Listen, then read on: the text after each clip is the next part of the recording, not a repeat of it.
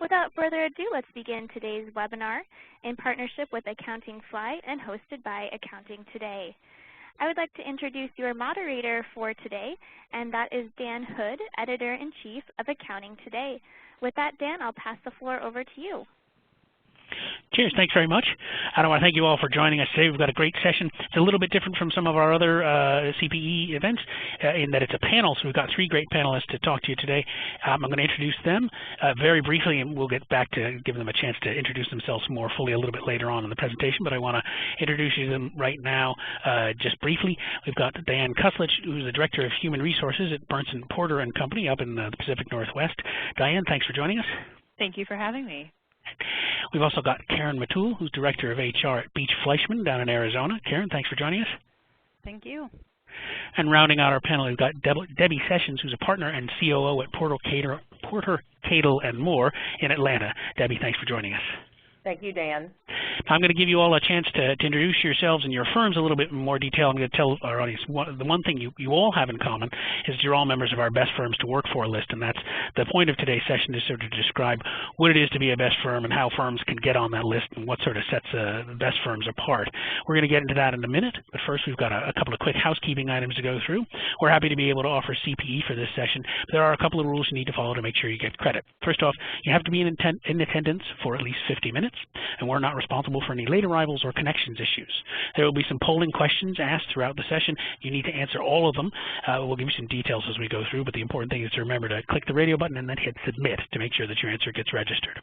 If you've completed both of those, attended and answered all the questions, give us up to 5 business days from today's session to receive an email from sourcemedia@webinarsearch.com. The email will include instructions on how you can download and print your CPE certificate. Please note certificates will only go to attendees who stay for at least 15 minutes and answer all the required polling questions. And you can email any certificate questions to sourcemedia@webinarsearch.com. Now, ordinarily, that would be the end of our housekeeping, but I've got one more because this session, today's session, is part of a larger week-long event we're having called Advanced 2014, the Accounting Career Summit. We've got a number of great webinars in it, and we've also got a career fair coming up on Thursday. It's a really neat sort of digital virtual career fair where firms can interact with job seekers in really, frankly, a platform we've never seen before, or never seen a platform this good before. We've seen it before. It's a good platform, trust me, and it's a great way to interact with firms all across the country and with job seekers from all across the country. You can still, if you're a firm, you can still register at www.accountingfly.com/advance. It's not too late to get a booth. And if you're a job seeker, you can register right up until the last minute, I think, but you can go ahead and go to accountingfly.com/advance to find out all the details. For firms, you'll want to register by noon tomorrow on the 13th. Okay, that I think is all of our housekeeping stuff. And I want to go ahead and start getting into some of the best firms we've got with us on the panel. We're going to just go in alphabetical order by the speaker's last name. So, Diane, I'm going to turn it over to you to tell us a little bit about yourself and Bernson Porter. Excellent. Thanks so much, Dan, and hello to everyone on the call. First, I'd like to thank Accounting Today and my fellow panelists here on today's call for the opportunity to share my insights and my experiences on today's webinar. About me, I'm the Human Resources Director for Bernson Porter & Company in the Seattle area. We're here in Bellevue, Washington. Bernson Porter & Company was founded in 1985. We are now 29 years in business, and we've been recognized as the #10 mid-sized CPA firm in the Puget Sound, Seattle area. We are the top 10 firm. Last year, we were recognized as the #2 best mid-sized accounting firm to work for. We have about 80 people, 16 partners, and 75% of our staff are CPAs. And then finally, a little bit about me. I have about 18 years of progressive HR experience in multiple industries, and proudly now starting my 3rd year with Bernson Porter & Company. Thanks, Dan. All right. Thanks very much. Karen, why don't you tell us a little bit about yourself and Beach Fleischmann?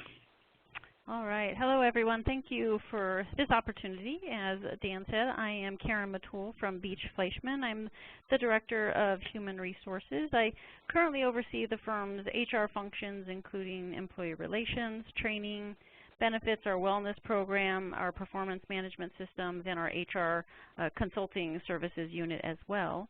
Beach Fleischmann currently has 2 offices, one in Phoenix and one in Tucson, Arizona. We offer tax, audit, accounting services, and also additional consulting services. As I mentioned, human resources consulting services is one of those. And we are currently at 145 employees. Thanks, Dan. Great, thank you. Debbie? Good afternoon. Welcome to everyone to the panel discussion. Thank you for inviting me, Dan, to participate in this. Porter Cadle Moore is a top 25 CPA firm located in Atlanta, Georgia. We have 1 office with 65 employees and 12 partners. We're considered a top 25 firm in Atlanta, and we have been best places to work in the Accounting Today survey for the past 2 years. We have clients all over the country in about 25 different states because we have a very large audit and technology consulting practice. I've been with the firm for 30 years. I started initially out in audit serving clients, and then for the past 25 years have been focused on the firm as my main client. Thanks, Dan. All right, thanks, Debbie. Thank you guys for introducing yourselves. I think that gives everyone an idea of where you're coming from and the types of firms you're working with. Like I said, you're all best firms to work for, and I realize we're all familiar with that, with what that means. Maybe our audience not so much. I'm just going to briefly describe what it is. It's an annual survey we do with a partner called Best Companies Group, where there's 2 surveys. The firm itself submits or answers a survey on its HR practices, its compensation practices, all sorts of HR-related practices and policies at the firm. And then there's also an anonymous staff survey describing how they feel about the place where they work. Those 2 things are put together to give firms a rank. And you guys have been on the list for a long time. And Debbie, I want to start with you, sort of kick off our questions today by saying, what would you say separates the best firms to work for from the rest of the pack? I believe that what separates these firms is that all of them have an employee focus. And one of our philosophies has always been that our employees are more important than our clients. The people we pay are more important than the people that pay us, because unless you hire great employees and treat your people well, then it's very difficult for them to deliver great service. So employee focus first, and then that also equates into communicating well with your employees, as well as asking and receiving feedback.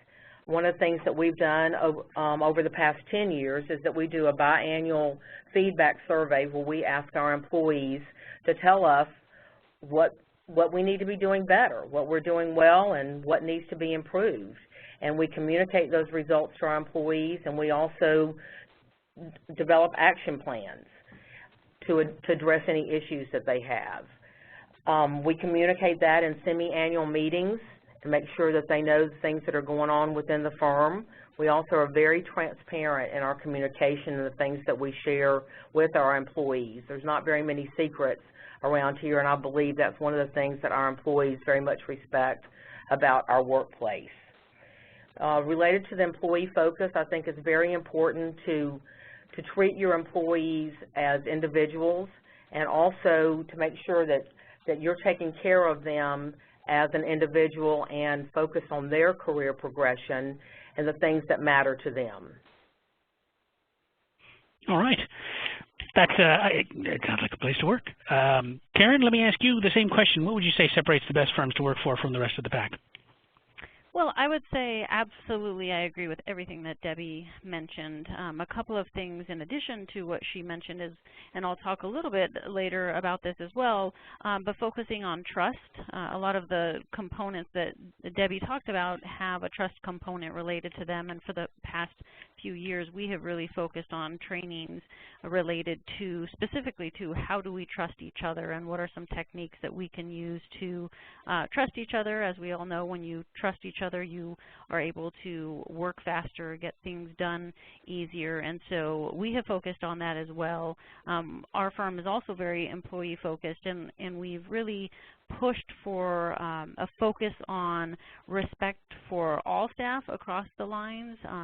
You know, typically in the past, a lot of accounting firms have focused on the client service professionals, and we have really done a nice push over the last few years to make sure that all of our staff is feeling respected equally, including our marketing staff, our administrative staff, our IT staff, and that everybody is treated very well and understands how much we care about them.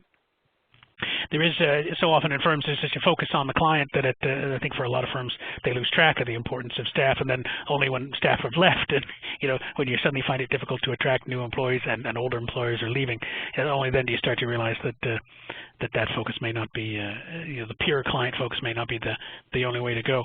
Diane, did you want to take a swing at the same question? Sure, I'd be happy to. I absolutely agree with my fellow panelists in regards to the communication, the trust, respect, feedback. Overall, an employee focus is something that companies succeed in order to be a best workplace. They understand that you have to motivate high performance, you need to align your talent with your business strategy, and you need to create an outstanding work environment. So those elements are pieces of that. Here at Bernstein Porter in 2013, we implemented a special leadership group, what we call our STAR team. And STAR stands for Strategic Talent Attraction and Retention Team. It's a small, nimble group that focuses on all of our benefits and resources employees need that will help maintain Bernstein Porter as not only as a top choice employer, but also somewhere where people want to come to work. So this team triages issues, proactively solves unexpected problems, and then plans new perks, benefits, and incentives for our employees. Cool. I should mention to everybody who's on the call that there will be an archive version of this call, because there's going to be a lot of neat details coming out, sort of like programs like that, and in policies, and it's sort of everything your three firms are doing. It's sort of great best practices. So there will be an archive version of this webinar available, so you'll be able to listen to it again. The slides are pretty much just going to be the questions. We'll send those out as well, but really the value will be in that archive presentation to hear what everyone is, the answers that they're giving to our questions. And with that, speaking of questions, I'm going to go to our next question. Again, Debbie, I'm going to start with you, since you had been going last on all the introductions. We'll get you a second question here. In our Best Firms to Work For survey, we ask, you know, what things does your employer do for you that you love? What do you think of the top 3 things staff at your firm would answer? I think the top 3 things that our staff would answer would be that we give them flexibility, we listen to them, and we treat them as an individual. Specifically, when we talk about flexibility, we look at, you know, what is important to the individual, because flexibility means different things to different people, and sometimes it means different work hours, sometimes it could also mean different work locations, but we listen and are responsive to what people need and what they would like. We also do something where we ask people every year, what are their motivators? So there's 6 motivators. One of them is compensation, one is flexibility, one is recognition for a job well done. You know, what is important to you right now in your life? And it's interesting to see how those things change over the years based on family situation, based on career progression, etc. And so it's important to know that every year for that specific individual to make sure that you're addressing their needs, making sure that they're getting what they want from your employment. I also think that accessibility to partners is, you know, part of the listening, that all of our people believe that they can go in and talk to partners and talk to management, and that there's not a lot of formality and ceremony within our organization. So I think those are some of the most important things that our people would list. All right. Diane, do you want to, what do you think your staff would answer? Sure. It's a great question. Debbie, I agree with you wholeheartedly. The accessibility to partners is part of the transparency that Karen talked about in the last question. And that's such an important piece for us and something I think our staff really love. So whether it's access to partners or just in general the open leadership and communication style that we have here at Bernstein Porter, we make sure that whether it's a new team member who's just been hired on to set expectations and goals, to facilitating morale events, we try and build great teams, rally behind that unique group of people who are listened to, who have the ability to deliver impact into the business. So we really look at trying to consistently retain our staff levels, and we do so, hopefully, continuously, far below the industry standard. So again, going back to that whole world of transparency and ensuring that people do have the ability to have a voice overall. Right. Karen? Well, actually, to assist me with filling out the survey, I recently asked some of our staff to give me their top 3. And I would say over the past few years, as we've applied for the Best Firms to Work For award, we typically get the same answers, and so just kind of in order, the flexibility and trust and the transparency always comes up as one of the things that they really appreciate about working here, that they love about working here. Secondly, the investment in their career.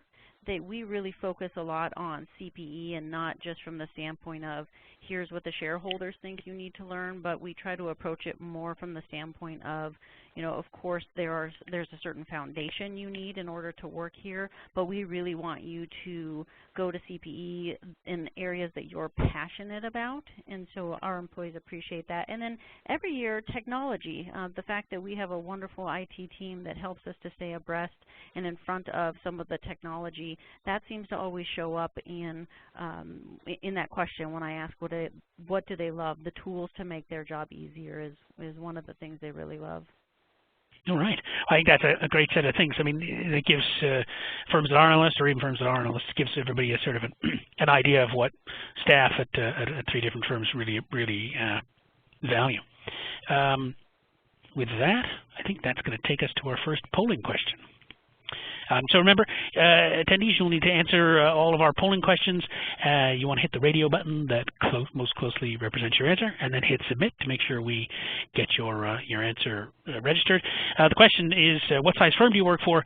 Is it under 15 employees, 15 to 49 employees, 50 to 249 employees, and more than 250 employees? Those ranges, just in case you're wondering, were chosen because they represent the different ranges of best firms to work for. We have 3 categories. Under 15, unfortunately, because of the way the staff surveying works, we need a certain number of staff to be able to survey for it to have statistical significance. So under 15 can't be considered for the best firms to work for, but over that, is the different breakdowns is the small, the mid-sized, and the large firms. So we've got about 52% of our attendees are firms that are under 15 employees. That doesn't mean you can't be a great workplace. It just means, unfortunately, that statistically we can't get the surveying tool to work for a firm that small. But it still means you can be a best firm to work for. You can attract and retain great talent. We get, like I said, make sure you get your answer in so that we get as many people registered and get you qualified for CPE credit. We will also be taking questions at the end of the session. I think Jessica may have discussed that at the beginning. Why don't we go ahead and close the polls? If you haven't gotten your answer in, get it in as soon as you can. We'll be asking you questions periodically throughout, but we'll be taking your questions at the end. So go ahead and put those in the Q&A panel just whenever you come up with them throughout the session, and we'll get to as many as we can at the end of the session. We'll get the answers, I think, to our polling questions, but it looked like large parts of our audience, about 50%, was at firms under 15 employees, which is a pretty standard representation for the accounting profession as a whole. Most firms tend to be a little smaller. But again, that doesn't mean these best practices won't apply to them. All right, let's now we got that polling question out of the way, let's move on to our next question, which is what are your most effective recruiting tactics? And you can feel free to share the least effective ones if you like as well. But Diane, I'm going to ask you to lead us off on this one. Sure, thanks, Dan. So let's start with the most effective, and then we can share as well some of those least effective tools. So first and foremost, having a well-defined strategy is key to having an effective recruiting tactical plan. So the foundation of any recruiting effort is a clearly defined and communicated strategy that illustrates your brand message, that targets candidates, gives you primary sources, and the most effective closing approaches, kind of the who, what, when, and how. So what does that mean? That means you have a variety of recruiting vehicles. So employee referrals, first and foremost. Potentially partnership with an outside recruiting agency that can focus and help you overall in finding that talent. Online posts such as company website and third-party job sites, even when when you're doing campus recruiting, ensuring that you have a presence overall for Beta Alpha Psi and et cetera. As you can see, you can't count on any just one method. The key is a mix of forums overall. So that's first and foremost, that well-defined strategy. Secondly, you want to take a pipeline approach. And you might think, okay, what does that mean? So the most effective, I think, in my mind, the most effective recruiting approach is to build a steady stream of applicants. In other words, a pipeline. In order to build a continuous talent pipeline, you have a pre-need approach that includes workforce planning, branding, continuous sourcing, and of course, onboarding. So think about how you can always be recruiting, not just looking at the needs from the budget every year, but overall, how can I look at great talent? How can I always be talking to great people? I'll also add, in terms of the most effective recruiting tactics, is building a recruiting culture. So in order to have the tactic of always be recruiting, you have to think about building a recruiting culture. So that would include a place where every person is a recruiter. Because of their continuous contact and interaction with outside talent, your staff, your partners, everyone in the administrative and the professional support teams must play an important supplemental role in identifying talent and spreading the employment brand. The most effective recruiting strategies convince employees to be 24/7 talent scouts. So in other words, making every employee a recruiter. So you need to have your employment branding in mind. You need to have a well-defined employment brand and help to proliferate that out into the walls outside of your firm. So employment branding is the process of building your external image as an excellent place to work.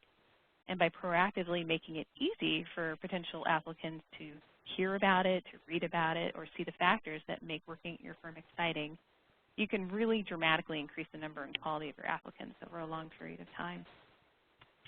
And finally, as part of the recruiting culture, I mentioned it earlier, you want to look at referrals, including socializing your referral process.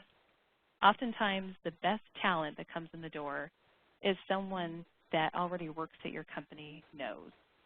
So make sure that your firm, from partners all the way down to staff, everyone is aware that you're always looking to talk to great people and incentivize them as well through an employee bonus. That always helps. Now, in terms of least effective, flipping the coin, looking at least effective recruiting talents or tactics, one thing to remember is that relying only on HR to hire is absolutely the wrong way to go. You want to be sure to incorporate a culture of ongoing recruiting within your firm. So it's not just the job of the HR person. This way, everyone is looking to attract great people. And it goes back to my approach of pipeline, having a well-defined strategy, and building that recruiting culture. And then finally, the other thing I would add in terms of least effective is newspaper ads. I think there has been a time and a place for newspaper ads, but this is not the time and place for those anymore. That's become a real old-fashioned idea, and especially as you're going to campus recruiting or finding those that are in that millennial generation, they grew up with a cell phone in their hands, so they really expect instant information at their fingertips. Posting again in a newspaper is just too old-fashioned for that group specifically, and maybe even other groups. Excellent. All right. Yeah, I mean, I have to say, I don't know the last time I've even looked at a set of newspaper ads. I'm not even sure they still run them. I guess they must. But all right. Well, let's go to Karen. What are your most effective recruiting tactics? A lot of them are very similar to Diane. I think first starting off with the firm culture, and I agree 100% that everyone in the firm is a recruiter, and making sure that the employees are all in agreement and truly believe what our firm culture is, so that when we are interviewing, when we are recruiting, our candidates can see the passion that comes from our employees and truly believes that this is a great place to work. And so I agree starting there. Employees have to be your recruiters. They have to recognize the firm culture. One of the things that works really well for us is the community involvement, and so our employees from entry-level associates all the way through our partners are very involved in the community, whether that be being treasurer on boards or participating in nonprofit events. We make sure that our staff is well aware of any openings that we have and even openings that we don't have. If you meet somebody while you're on the board of a nonprofit and you think they would be somebody who would fit well into our culture, ask them for their resume. We always want to be on the lookout for great people, and we have found that the community involvement really helps to bring those people who fit into our culture here. That works for us very well. One of the other things we've done is allowed our employees, as they ask, to do outside teaching, if you will. So we have, the University of Arizona here is often looking for accountants to come in and do guest teaching. And so that has really helped us to connect even more so with the local universities throughout Arizona. And in turn, our employees love being able to go on campus and teach for a day, or we've even had a couple who have taught in the evenings for an entire semester. And then absolutely agree with the pipeline.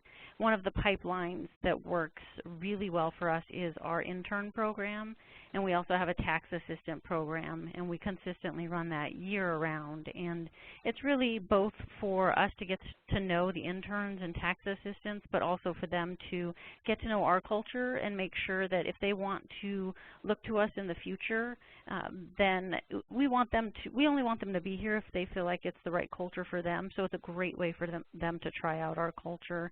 And then I, again, use the staff not just as recruiters, but I use them as interviewers as well. Of course, I do share with them the things they're not allowed to ask from an HR standpoint, but I let them run the interviews. They're going to be working with these people who are the candidates, and so I want them to be part of the decisions, and that seems to have worked really well for us also. And least effective, I agree with everything, Diane. I won't add anything. I agree with what Diane said there. Gotcha. All right, Debbie, what about you? What are your most effective recruiting tactics? As Karen mentioned, internships. We have a large presence on 3 university campuses, and we hire all of our people through internships. So about 90% of our full-time hires come from internships, where they intern with us in one of our departments. And one of the ways that we have been able to get really good students from those campuses is to distinguish ourselves as a different type of employer. We've done several things that are different than other firms. We host an etiquette dinner at 2 different campuses where we're the only ones there with Beta Alpha Psi students, and so it's a block of time, 2.5 to 3 hours that we're with those students, and it's one-on-one time that we get to have that experience outside of a career fair, and even better than an interview, because we have partners, managers, as well as staff people participate in that etiquette dinner. I would say one of the least effective things that we've finally learned over the years is probably least effective is to spread yourself too thin and try to do too many things in recruiting, and it just waters down and dilutes your efforts. So I say, you pick 2 or 3 things that you're really good at, and you put all your energy into those. Gotcha. Like, given what you guys have just been talking about, anyone listening to this could find 2 or 3 great ideas, if not many more, in what you guys have been talking about in terms of recruiting. I think if that's all, we'll move on to the other half of recruiting. Once you've recruited everyone, Debbie, why don't you tell us a little about what do you do to retain them? What's your most effective retention tactic? We have several things that we do for retention. Once again, it's very much of an employee focus. We try to get to know our employees as well as their spouses and their families, try to know them as individuals. We also have small groups that everyone is a participant in, so that is a partner and a manager, a senior, and then staff people, so about 5 people, and those are called accountability teams, and they take care of each other. And that partner is responsible for all the people on their team to make sure that those people are busy, that they're doing the type of work that they need to be doing, and also is responsible for their performance reviews. they do social outings as well throughout the year. We also, for our interns as well as for our full-time staff people, they are assigned buddies that stick with them for anywhere from 6 months to a year, and they do social things together. So it's more of, you know, your friend that's assigned to you, and they're given a budget of money that they can spend doing outings or buying welcome baskets, so things like that to make sure people feel welcome. Another retention tool is something that Karen and Diane have also mentioned, is training, education, doing leadership training, as well as doing training when people get promoted. We have a program called Step Up that is when someone gets promoted from one position to another, from a staff person to a senior, we put them in a program so they understand what their new responsibilities are and how they're different from their old ones. And so that's a program that we've had in place for about 6 years now that's been very effective. Great. All right, Karen, how about you? How about what's your most effective retention tactic? Well, a lot of the similar things that Debbie said, so I'll try not to be repetitive. In addition, I know it was mentioned earlier, but one of the things I hear from our staff is they really enjoy the access to our partners. We have, we call it an open door policy. It's not actually a written policy, but it's more of a practice where, you know, it doesn't matter what level anybody is at, everyone's available for questions, and that is a huge part of the culture of our firm, is that we, nobody is off limits and everybody enjoys talking to everyone. So they appreciate the collaboration and the access to our partners. We also have a buddy program as well, works very similar to what Debbie said. We also have a mentor program, and the difference between the mentor and the buddy is there just as Debbie mentioned, that's really to kind of help guide you through your first couple of years as a new hire, whereas your mentor really focuses on your career progression and gets to know you from a career standpoint. Where do you want your career to go? The mentor is always somebody who's at a manager, senior manager, or partner level that can help you to create that path. And then, again, I have to mention, we have a fantastic IT team. We invest a lot of money in technology, and I think that is part of the reason staff stay, is we try to make their jobs as easy as possible. And then we also try to add in a lot of the fun stuff, too. We do the happy hours. We do, we're getting ready to do a walk run, and I just checked the count before the webinar, and it looks like we have over half of the staff signed up already, and you know, we have a few weeks left to still sign up. So we try to do the fun stuff, the happy hours. We have a wellness program, a great focus on CPE, and I think that that's what really helps to keep people here. Gotcha. Diane, how about you? You know, it's actually very validating overall to hear from my other panelists about all these wonderful programs that they have in place, because we do many of the same things here at Bernson Porter. And so I think overall I just want to emphasize that there is an importance of building a culture of fun that really draws back to retention. So having people wanting to work at your firm through games, activities, and team building programs, for example, are wonderful ways for them to feel more connected overall to the firm and the people that they work with each day. We also have a wonderful coaching program that has a definition and an accountability around the career progress for each of our people here at Bernson Porter. And then in addition, we also look at ways that we can have additional communication touch points. So recently we launched an online forum for employees called Yammer. It's a tool that's available through Microsoft where they can collaborate, share information, and celebrate success via the social media platform of Yammer. So it's been an added touch point for communicating with each other and really draws back to this idea of helping people to feel more connected and therefore retained. Excellent. Like I said, you know, in any one of these questions, you're bound to get a great list of, you know, tactics and approaches and policies and ideas. And I think that's a pretty comprehensive set of retention tactics there. But I think with that, we're going to move on to our next polling question. And that's, this is, will be called up in a second, but have you ever participated in a best workplace survey? And you can either answer no, you can answer yes as an employee, yes as a firm administrator, or yes in both capacities. Go ahead and hit whichever radio button most closely represents your answer, and then make sure you hit submit so that we can get you qualified for CPE.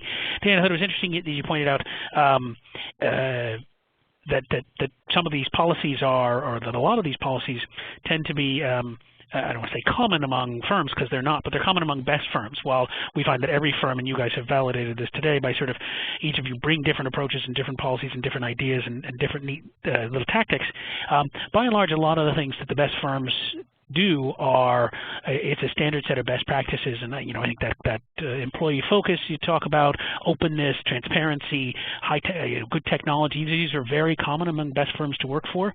So while every firm obviously brings its own individual approaches and its own individual tactics and its own neat little ideas, but neat extra ideas, a lot of the things that make best firms are not I want to say standard because they're not standard for so many other firms, but they're common among the best firms to work for. So it's neat to hear sort of all the things you're doing that are best practices that you all share, but then also the interesting sort of extra ways you approach it or the different ways you approach it. I think that's one of the great values of this webinar. So again, I want to thank you all guys all for being here. We're not ending it. I don't mean to sound like I'm wrapping up, but I just think it's a great point to make that there are a set of best practices that most best firms follow, and then you can sort of personalize and customize it to your firm and to what your actual staff will what they appreciate most. That looks like about 65% as the numbers are coming through. A vast majority of our attendees haven't participated. Why don't we go ahead and close the polls? And we'll get to the final answers in a minute, but it looks like the vast majority of the people haven't participated in one. It's and I won't put you guys on the spot, but I know it's a pretty arduous experience, particularly for the HR staff, the admin staff, because there's long questionnaires to fill, and we go through it on our end, and I constantly think, wow, I would never want to go through one of these surveys because it's so comprehensive and so sort of in depth. Yeah, it looks like about 65% of our attendees haven't been part of a Best Firms to Work For survey. The end result of them is pretty valuable, or we expect that it helps a firm to stand out. But with that, now that we've got that polling question out of the way, why don't we get back to our panelists? And our next question is these are all our next questions going to be sort of forward-looking. How would you say have been the most important changes in how firms deal with staff in the past 5 years? And how has your firm reacted to those changes? Karen, you want to kick us off on this? Sure. One of the things we've worked really hard to do over the last few years is to anticipate the needs of the staff as opposed to reacting to something that we may find out perhaps in an exit interview. And so we've tried to be more proactive about communicating with the staff members. This is through, mentoring meetings. This can be through surveys or through our open door policy, so we can really anticipate what staff members need before the need becomes truly a great need or maybe a pain to them. So one of the things that we focused on recently is improvements to our staff development program. We recently outlined training that was very clear-cut. So a clear-cut training program for the career paths that are tied to their goals. We created levels of competencies, levels of training, and we rolled all of this out to the staff members and got excellent feedback. Much more easy for them to plan for their own CPE once they could take a look at, what types of CPE should I be looking at in order for my career to move forward. We also, last year, made some revised commitments to our mentoring program, and the big push or the big revision was to be more proactive as mentors in the firm. To be a mentor is not easy because it's, often spending a lot of time with employees, and as we know, most of us are working on charge hours, and so when we have to add time in there with our employees, that is difficult, and so we've really done a focus on being more proactive as mentors, reaching out to the staff, focusing on the needs of each of our mentees. Also, flexibility in the workplace is something that we've changed over the past few years, as you've heard the other panelists talk about as well. This is quite huge in the workplace. Our staff clearly enjoys having more flexibility. Technology is something that I've mentioned. We recently rolled out a $600,000 unified communication system that allows our staff to work from anywhere, and it's seamless to our clients. So if a client happens to call on your work phone and the staff member wants it to actually ring on their cell phone, the client actually thinks that they're calling the firm and it rings to their cell phone, and our staff is raving about the fact that they can work really from anywhere. From a wellness standpoint, when we think about flexibility, we've really dug in to try to truly understand what wellness and well-being means in a workplace, and understanding that all of us as humans go through different phases of life, different phases of our career. One year, your highest performer could have an illness in the family, an illness with themselves, and they have children. All sorts of things go on, and so we have really started to do a lot of research and implemented these types of things into our wellness programs to understand that we all have different needs throughout our lives, and we're really committed to meeting those needs for our staff members, so they can understand that while our employees come first, we want our employees to understand their health and their families come first. And I think we've done a really nice job of that. And then lastly, I mentioned, as have the other panelists, the trust that's involved in our firm. One of the programs that we rolled out over the last few years and that we continue to work on is trust. And specifically, we put our entire firm through the Franklin Covey Leading at the Speed of Trust, and we've incorporated their concepts into our culture. And what I appreciate about the training itself is it actually has helped give us a language to use, a common language that we can go in and have conversations that would have maybe been harder to have before we went through the training.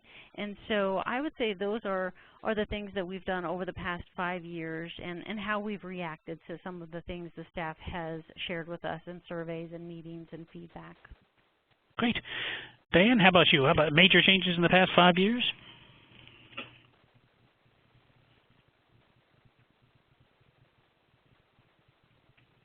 Sorry, did I get that wrong? Or did somebody maybe have the mute on? Or I'm sorry, I did have my mute on. I apologize.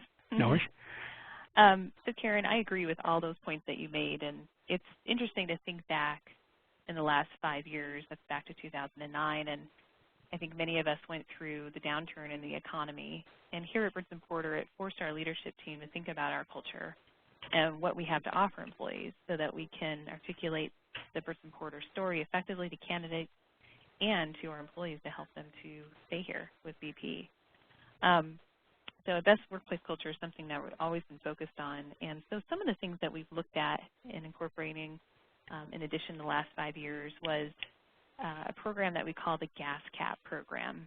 And GASCAP stands for Goals, Accountability, Support, Performance, Action, and finally, I said that wrong, Support, Action, Communication, and finally performance. I should have those right in front of me. But anyway, that system overall helped us to implement some of the more important things to our employees. One I can mention is our sales incentive compensation program. So we have a qualified bonus program here that we provide to any staff member who brings in new client business. So not just our audit and tax professionals, but anyone who makes a contact and eventually they become a paying customer or client at Brinson Porter. We see sales as a company-wide effort where everyone has an opportunity to share the Brinson Porter story about who we are and what we do. And ultimately, we're a team. We never know when or where a sales opportunity will arise. So we prepare all of our staff and reward and celebrate their success. We recognize them in our fireside chat that we have every month with our employees. And we also offer a cut of that particular payment from our client back to the employee as an incentive for them to stay. So that's just one way that we have dealt with incorporating more of the staff, overall more of our employees in the past 5 years. Gotcha. Debbie? I don't have a whole lot to add other than agreeing with what my panelists say. I do want to talk about that we have continuous discussions in our firm about understanding what millennials want and how that is a different picture than what managers and partners that have been in the firm a very long time, what they wanted when they were at that stage of the career, and reconciling those differences. So I think those are important conversations to have, and you don't ever solve the problem, but you need to continue having the conversations. Makes sense. Absolutely. All right, we have about 10 minutes left. I've got 2 more questions I want to ask our panelists, and then I want to get to our attendee questions. So we'll just we'll zip through these last couple of questions and then get to attendee questions because I want to make sure we do get some of those in. But Diane, I'm going to ask you our next question. That's what do you think are the most important areas to focus on when it comes to being a best place to work? And I'm sort of getting at, how do you rank different things like compensation, for instance, versus professional development? Sure. Thanks, Dan. So let's talk about compensation first. I think it's probably the elephant in the room when you look at, okay, how do you retain your people and how do you maintain being a best place to work for? So when it comes to compensation, strong, competitive, above-market compensation is a given. And so how do you know whether you are where you're at in the market? How do you sort of stack up? Participating in salary surveys will help you understand where you stand in light of the competition. Here in the Northwest or in the Seattle area, we participate in a salary survey that is focused on public accounting firms. We have an outside third-party, neutral third-party, help to develop and sort of score that information and make it available to us. Of course, there are other national surveys that you can participate in. I'm sure all of us have had some experience with those. Also, membership in a group like Prime Global, which is our consortium of mid-sized public accounting firms actually on a worldwide basis, gives us information on a national basis, and that can really help in that regard. So first and foremost, make sure that you do offer a competitive and strong compensation package. So beside compensation, some of the things that we look at are important areas to focus on have already been mentioned in today's call. So I'll briefly share that flexibility is key. Really making sure that there's a differentiator when it comes to professional and personal development. So having an education program that's customized for each of those individuals is key again to the flexibility of helping that person to develop themselves. Alternative work arrangements, for example, is another key piece of flexibility. Having great benefits is really foundational overall, making sure that people feel like they're cared for, that they have a benefits package, whether it's on the wellness side with medical and et cetera, or that they have other pieces like a strong 401k program is really key. And then finally, I would mention that overall involvement with the community helps to lend to being focused on being a best place to work. So philanthropy is a piece of that, but overall connection to the community, philanthropy or not, is really important overall as a focus for the firm. Those are the key things I would mention. I do have more specific details, but I'll pass it off to my fellow panelists for their input. I just did it myself. I was just on mute there. Karen, do you want to jump in?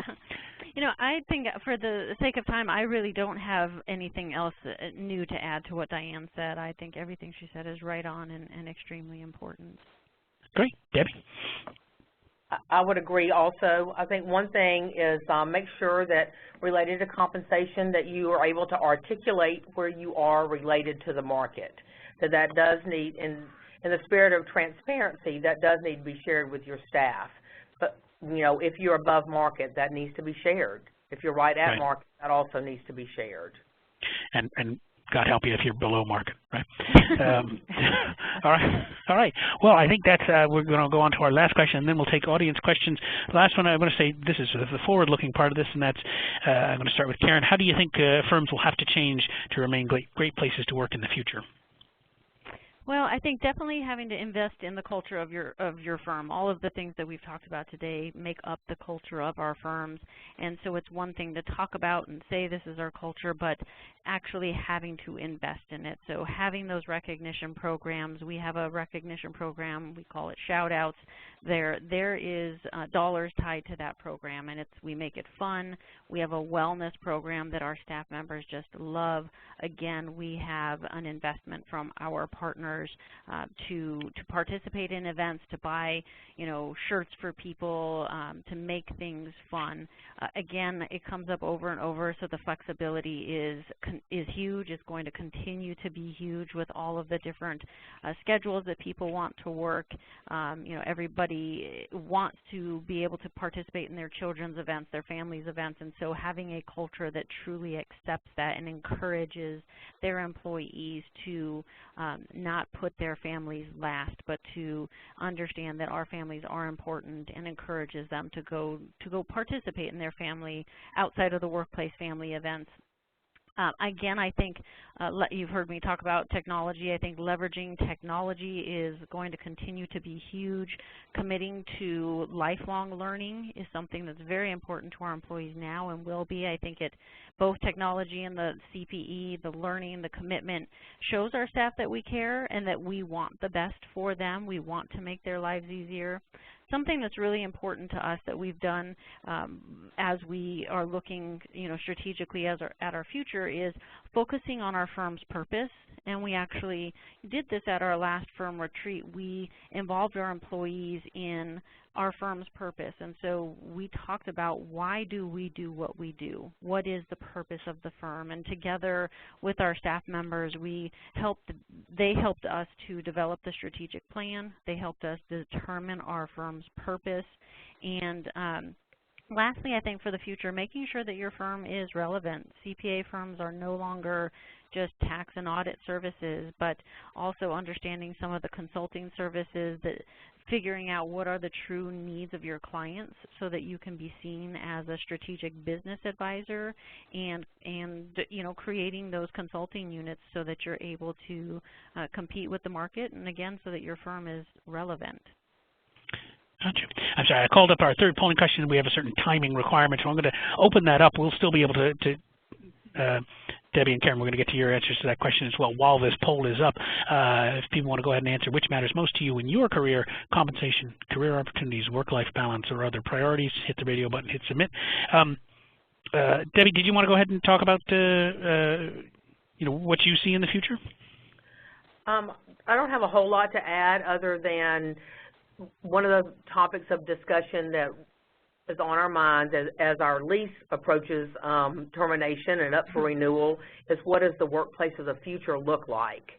And trying to be very forward-looking and futuristic in those decisions that are going to be made over the next year or so on the next workplace, because I don't believe it looks like what it does today.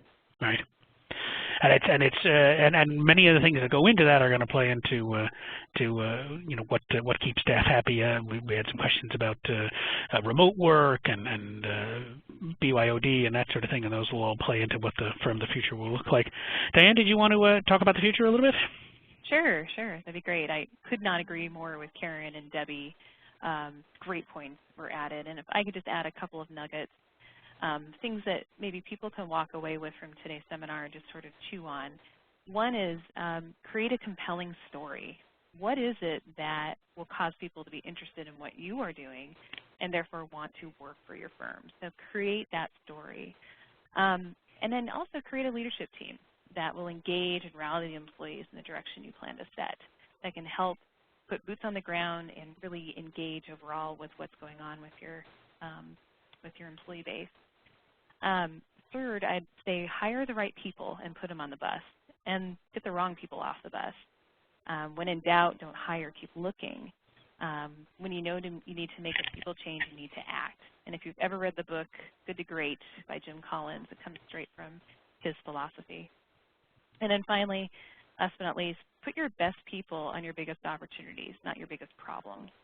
So if you have a really awesome opportunity and it's compelling, think about who would be a star performer, someone that you could give that opportunity to, rather than those maybe troubled clients, and make sure that they get an opportunity to work on that. Great. All right, I don't know if we've already closed those polls, but I think we may have, but if we haven't, let's go ahead and close them. It looks like 64% actually said that what matters most to them in their career is work-life balance, which I think is really interesting. I think a lot of people, you know, we often think that, well, maybe people are just saying that, and really it's compensation, but it looks like, at least in this poll, a lot of people are valuing work-life balance. All right, we started it a little late, so we're going to go a little bit late and try to get to as many of our audience questions as possible. I'm going to start by with a couple of numbers. People were asking about if there was an industry-wide retention or turnover rate, and I've heard a couple of numbers. I don't know if you guys have heard any. The number I'd heard was anywhere from 16 to 18%. Debbie, does that ring true for you? Yes, that sounds about right. And Karen and Diane, would you agree or disagree, or have you heard anything different? No, I agree. This is Karen. I agree. Okay. This is Diane. I agree for probably our size firm. I think as you get to a larger size organization, it probably is a larger number, maybe somewhere between even 20 to 25%. Gotcha. I think one thing that's interesting for a lot of firms that there had been some talk that, that number has, or the sort of average has gone up in the last couple of years, but that's only because I think turnover rates were so low during in 2008, 2009 in the recession that they were sort of artificially lowered, and that 16 to 18 or even 20% is more common. The other question I want to ask, numbers-related question, is if you guys can each tell me how many Best Firms surveys you've participated in and/or been a member of, qualified for, if you know off the top of your head. Karen, do you know how many your firm has participated in? I think this is our 5th year for this one in particular. But this, we typically will participate in other best workplace to work for surveys as well. And, what we have found is they really do work well as recruiting tools. Often in interviews, candidates will tell us, I saw that you recently won Best Firms to Work For. I saw that you worked or won the Community Service Award. So I suggest participating, looking at our websites, maybe participating in some of those awards so that you can advertise to the candidates that look at what we're doing, look at all of the great things our firm does. So I think it's about 5 of the best accounting firms to work for. Gotcha. Diane?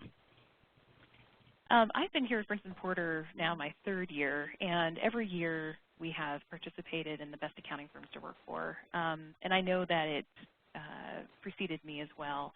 I'm going to say at least the last 5 years that we've participated. And just like Karen said, there's these other potentially national but also more regional surveys and recognition areas that you can participate in, and those greatly help when it comes to recruiting. I hear that more often from the candidates that I'm speaking with about the recognition of your firm, your business overall being a best place to work for. So look for those opportunities and definitely apply. Gotcha. Debbie? Isn't this the 7th year that you've done it, Dan? 7th or 8th. I think we're going into the 8th. Okay, we've participated every year, and we've made the list every year. Excellent. Congratulations. This is why we're having you guys all on this webinar. It's full of good stuff. We have a couple more questions. I think we have maybe time for actually just one more. Wow, it's looking. There's been so much going on. I've lost track of time. But I want to ask one last question, and that's: Do any of you have a partner level person who is a sort of an internal champion for best place to work for sort of efforts? Debbie, I wonder if that might not be you, or in all cases it might be you guys. But Debbie, let's start with you. Yes, it would be me. I have an HR director who's been with us for about 5 years, but that's always been my area of responsibility, and so always been something I've been passionate about. So yes. Gotcha. Karen, how about your firm?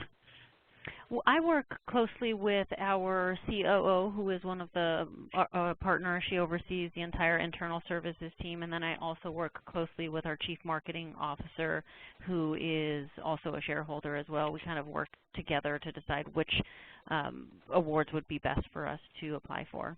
Gotcha. Diane?